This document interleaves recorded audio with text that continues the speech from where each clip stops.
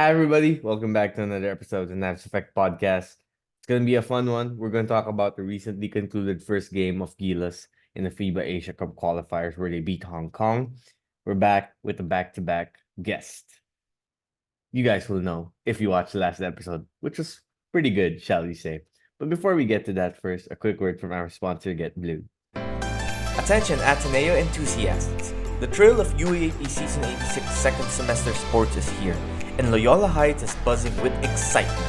Now is the perfect moment to become a crucial part of the Ateneo six-man, cheering the varsity teams to victory. Don't just watch. Immerse yourself in the passion, the camaraderie, and the sheer amazement of the games. And what better way to manifest your unyielding support than by flaunting the latest gear from Get Blue? The brand new collection is a testament to the spirit of Ateneo, capturing the essence of victory and the pride that comes with being part of something extraordinary. Visit the link in our bio for an exclusive look at Get Blue's latest collection. Discover a range of high-quality apparel, from shirts to accessories, designed to elevate your game day experience. Show off your team colors and immerse yourself in the Blue Eagles' journey with pride. This season, it's not just about watching. It's about being seen as a true Blue Eagle supporter. Get Blued is your gateway to showcasing your loyalty, passion, and love for the game. Elevate your style and let the world know where your heart truly belongs. Get ready, get set, and get geared up with Get Blue.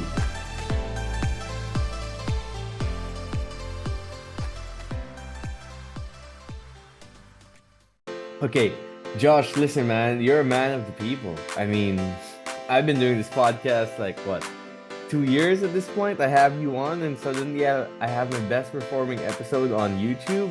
You're a man of the people, man. People love you. That's why I had to have you back. Let's not get too carried away. Some people love, some people still call me a Pinoy beta, but like everyone's entitled to an opinion. Happy to be back. Thank you for inviting me back.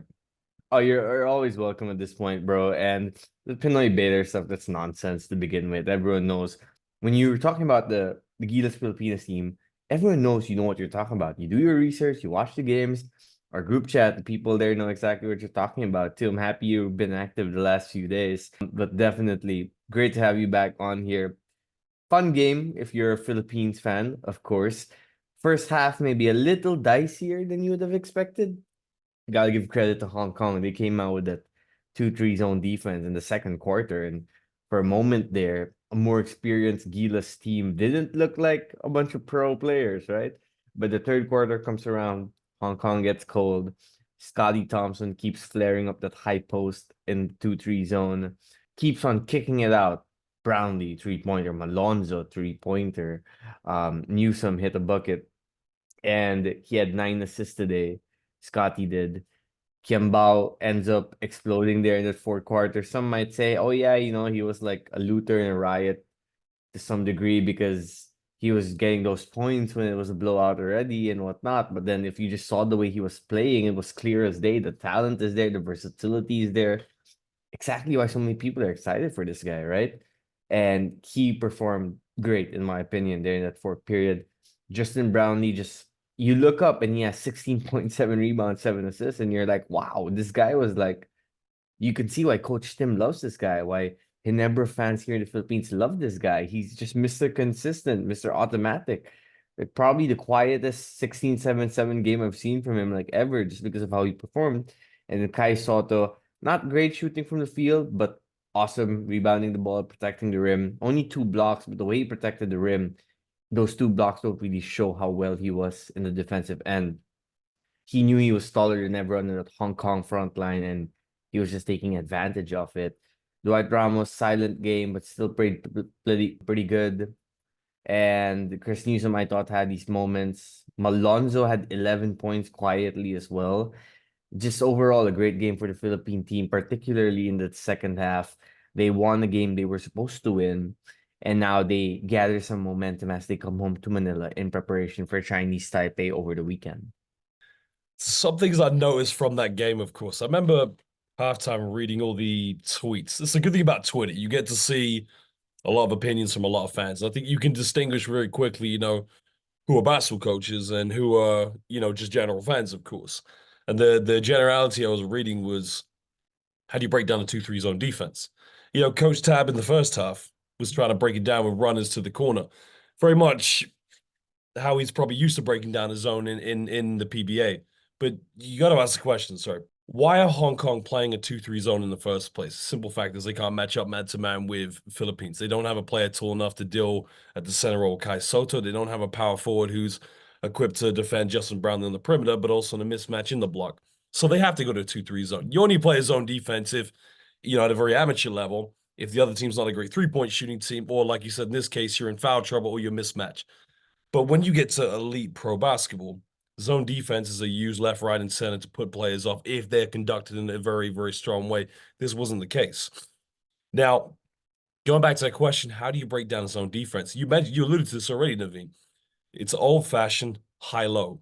So personally, how my dad used to play against zone defense was the old-fashioned way is to put your four-man power forward at the high post, flash high, and that way you enter the ball to him. You can either kick out the shooters or you can dump down to your five who will usually play block to block. They didn't quite do that in this case, but they used Scottie Thompson at the high post, and they did that once in the third quarter. It was the very first play.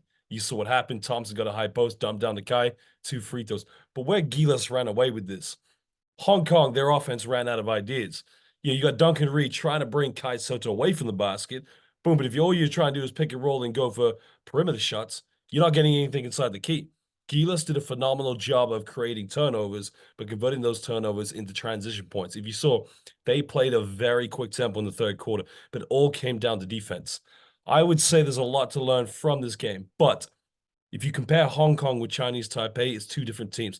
I think Tab's probably going to, sorry, not Tab, Tim Cohn is probably going to go back to his principles, the triangle offense, the spacing, to try and manipulate players in the corner, whether that is Justin Brownlee, whether that is, I'm not sure who else he'll have out there, but you can probably play that style against Chinese Taipei. Hong Kong were a very, very different team. They had to adapt. They adapted in different ways.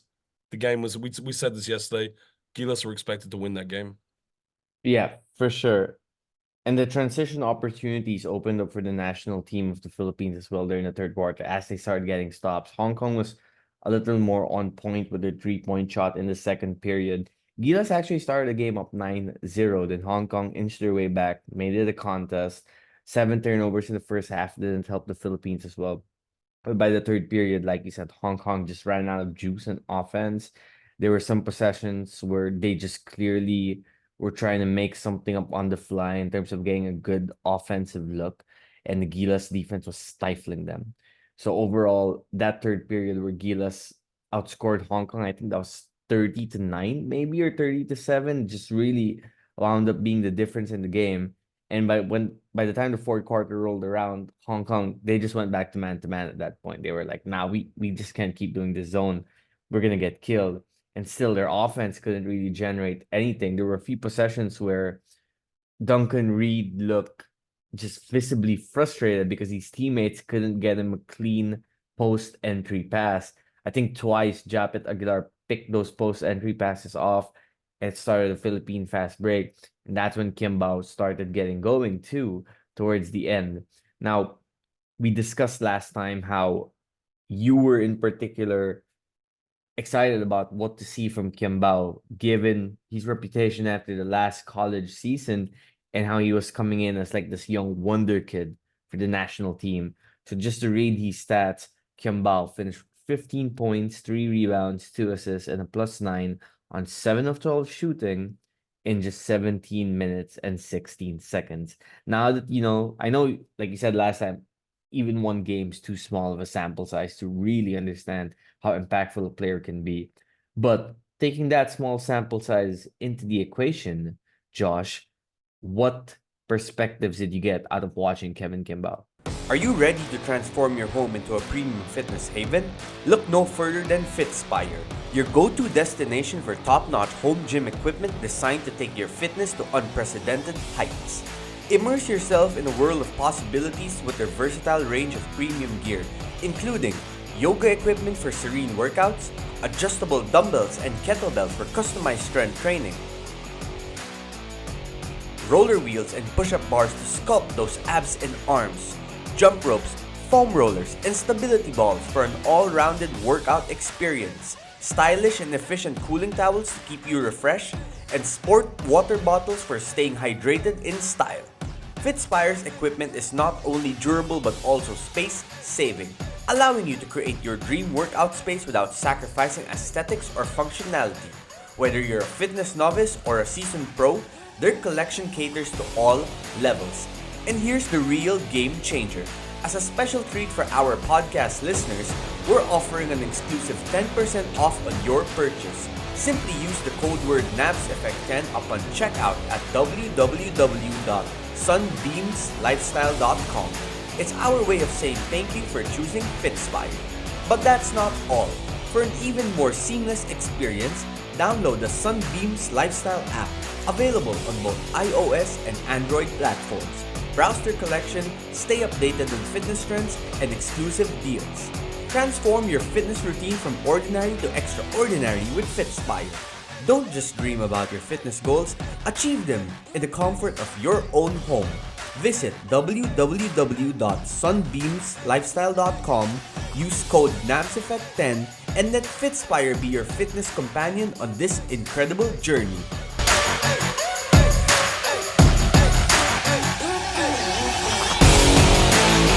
There's definitely a lot to like about the kid. You know, you can see the flair in his game. Again, I have to be, it's very tough because I never pretend to be a basketball expert. I never tend to be someone who reads stats and, you know, acts like I know what I'm talking about. You know, my father was a great professional basketball coach, but I'm nowhere near his level of knowledge. And, you know, watching him today, like I said, can understand why there's a lot of hype. There's a lot of excitement. He looks like he's going to be a very, very good player. The opponent today was a very different opponent. It's, you know, to really have a full assessment of Quiambao is, you know, we got to see him first up against Chinese Taipei.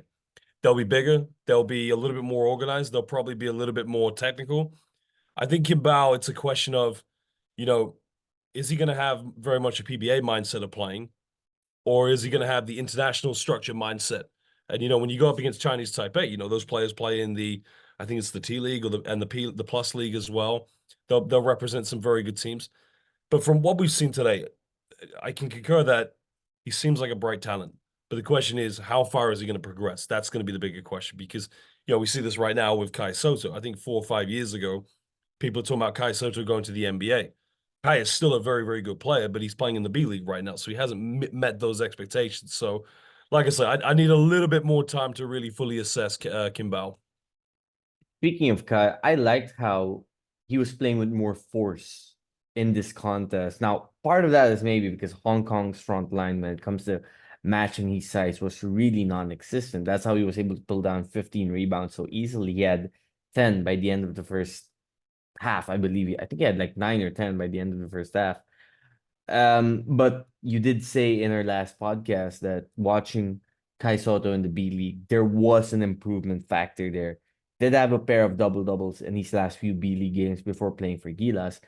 And you just saw a little bit more, at least from my perspective, a confident / assertive Kai Soto compared to what we've seen before. Now, what you're saying is right.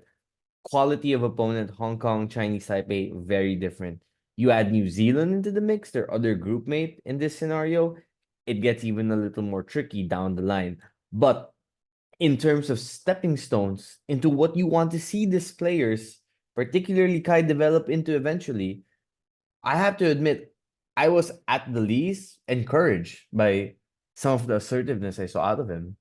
Yeah, I agree with you. I mean, a double-double is always a good number, you know, regardless of who you play against. I think when Kai had the most of his points, they were from the free throw line. Stepping up to charity stripe is always big. In that game with Yuki Kawamura, they played, I was commentating this game, it was against Chiba Jets.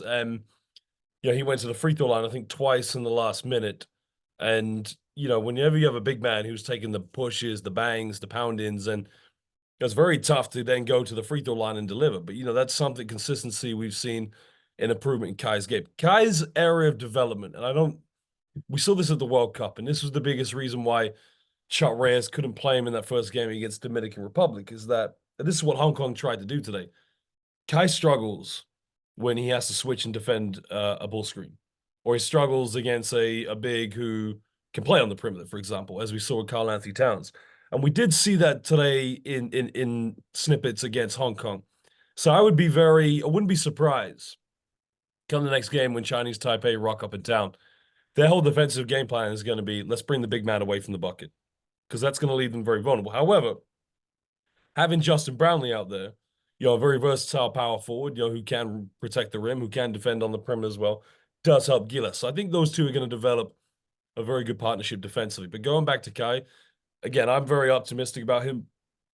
Just don't ask me, do I think he's going to make the NBA? That's the same question I always get about Kai Soto. I think, look, if he is able one day to get to that level, that's great. If not, I mean, there's a lot to still like about the kid. And the fact that he's consistently now representing Gilas-Pilipinas, to me, is a huge positive. Yeah, the moment I posted something about Kai Soto on Facebook, one of the first comments I got was, "This guy is better than Chet Holmgren and Victor Wembanyama." And I'm like, come on, we can't do this to this kid. I mean, hasn't this kid been through enough, right?